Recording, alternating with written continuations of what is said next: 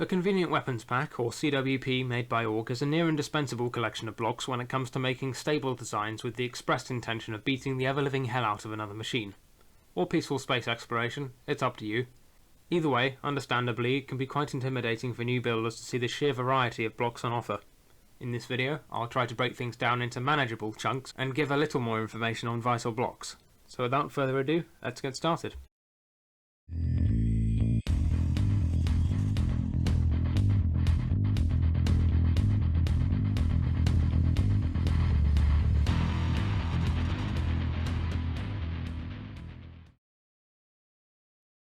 First, some general rules that apply to nearly every block in the mod.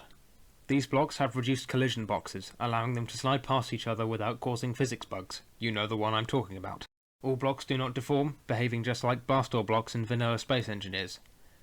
This majorly reduces the chance of assemblies made with blocks from the CWP getting jammed.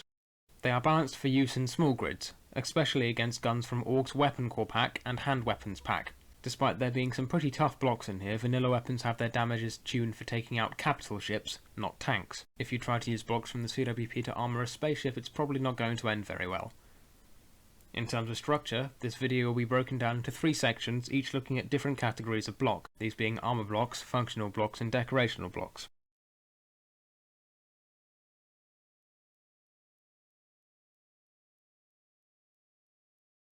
Armour blocks take up a significant chunk of the CWP's content.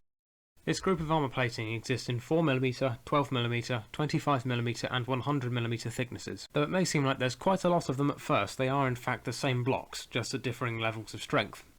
This set of shapes here aren't the entire selection, but they are the most common. Alongside more specific shapes and the 3, 4 and 7 long slope sections, you have a very versatile collection of building material, when used alongside the shapes available in heavy and light armour. The composite armour blocks escalate protection significantly, but also pay for this in weight. One thing to note is that this graph is against kinetic ammunition, such as AP and APDS shells. The relative protection of armour changes depending on if it's struck by kinetic or chemical rounds, such as heat. There's a lot more nuance to this, but that's enough for a video in and of itself. The C3 composite is pretty weak for its size, but against chemical rounds it has in excess of 1000mm worth of protection. ERA blocks offer a different approach to armour. They often completely absorb the damage a shell will do, but explode in the process. The last group of armour I wanted to mention are the vision port blocks. These plates of armour have a section of very thick glass in them, allowing you to see through and make for perfect vision slits on World War I style vehicles, though they can be very easily used to make armoured windows on modern designs. If you would like to know the thickness of the armour on your vehicle, there is a calculator available to download in the FAQ section of the server. If you input the armour blocks that you have, it will give you a readout in millimetres, heavy armour equivalent, and against chemical and kinetic penetrators. Now that's the armour covered, we can move on to the functional part of the CWP. There is a whole host of parts that exist in parallel to vanilla Space Engineers, but with the properties that I mentioned at the start of the video, containing rotors, hinges, engines, thrusters, conveyors, fuel tanks, cameras, seats and wheels, just to name a few. You shouldn't have any trouble finding these, as they're all nicely segregated into their own tabs in the G menu. Firstly, we'll have a look at one of what is, in my opinion, one of the most useful blocks in the pack. The AWG half rotor. It's available in both large and small grid, and an even width version that centres the rotor between 2 blocks. The special thing about this is that both the rotor and stator can fit in one block, and it has much greater displacement values than the vanilla rotor. The thin hinge is also pretty useful. You can establish a conveyor connection through it, and it also has a much greater degree of movement than the vanilla hinges do. Next on the list are the blocks relating to the conveyor system. You can use these for just about anything, but when you combine the conveyor pipes, fuel tanks and engines, you can make some pretty great looking vehicle power packs. Conveyor tubes come in 2 flavours, both are functionally identical and there are parts to bridge the gap between the 2 styles and cap off any loose ends. Engines come in a variety of sizes, from the lawnmower-like small engine to the absolute unit that is the super heavy engine. There are oxygen and hydrogen tanks in a variety of sizes to complement the ones that already exist in vanilla. These next 3 blocks are very useful, as it allows you to make bustle-style autoloaders for guns. The connectors are only half a block tall, so you can squeeze 2 of them into the same area as shown in this cutaway, and if you ever wondered about how you would get hydrogen into those fuel tanks, this is how.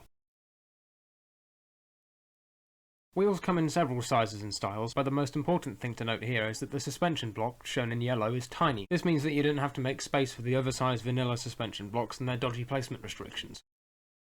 The CWP certainly doesn't leave you wanting for vision devices, as there are an abundance of camera blocks. I won't list them here as the names are pretty self-explanatory, but I've picked out a few noteworthy ones. The laser rangefinder will give you the distance in meters to a voxel or grid when you trigger it from the toolbar. The gun sight has a graduated camera overlay to make it easier to account for shell drop. The FCS camera combines both of these features. Designated turrets can be used with AI slaving scripts or as a means of getting 360-degree fields of view. Similarly, the cupola blocks act as high FOV cameras.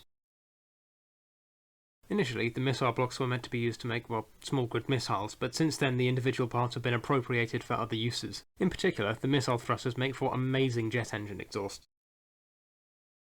For those creators that have an aversion to staying on dry land, there are thruster blocks to suit your needs. Combined with engine cowlings, nose cones and radial engines, the propellers can make some classy looking aircraft, and the water jets can propel anything from a speedboat to a warship. Finally, I thought I'd give these blocks a mention, as they can come in handy quite often. Some creators will argue that anything can be a decorative block if you're brave enough, but the CWP has a nice selection of highly detailed pieces to help add character to your builds. Some of these blocks, such as the IR spotlight, antenna and stowage boxes, even function as intended. Shown here is a small group of what's available. There are plenty of other blocks such as logs, shovels and bushes to strap to your vehicle as well. But the most important type of part here, in my opinion, are the mantlet blocks. These are a group of ghost blocks that have next to no collisions, as the placement box for their block is offset from where the model shows up in game. Initially, they were made to plug holes around the barrel of a gun to maintain a uniform appearance on the outside of a tank's turret, forming the gun mantlet, hence the name. But their ability to clip into other blocks has since been harnessed to add unique detail to builds and even solve some engineering problems. There are even curved mantlet parts in armour blocks that allow you to create the older style of gun mantlet, covering the turret face partially or fully. The very last thing I'm going to mention are the turret rings. These are similar to the mantlet blocks. The placement box is in the centre of the ring, and you can place these over the centre of a turret's rotor, in line with the gap with the hull to cover it up. And, well, there we go. I hope this goes some way to make using this wonderful mod simpler for you. I'd like to thank AWG and the community at large for helping me make this video guide. One thing I should have mentioned earlier is that the CWP is constantly being updated with new blocks as AWG makes them. If you find something you're not quite sure on, don't be afraid to ask. Thanks for watching, and happy building.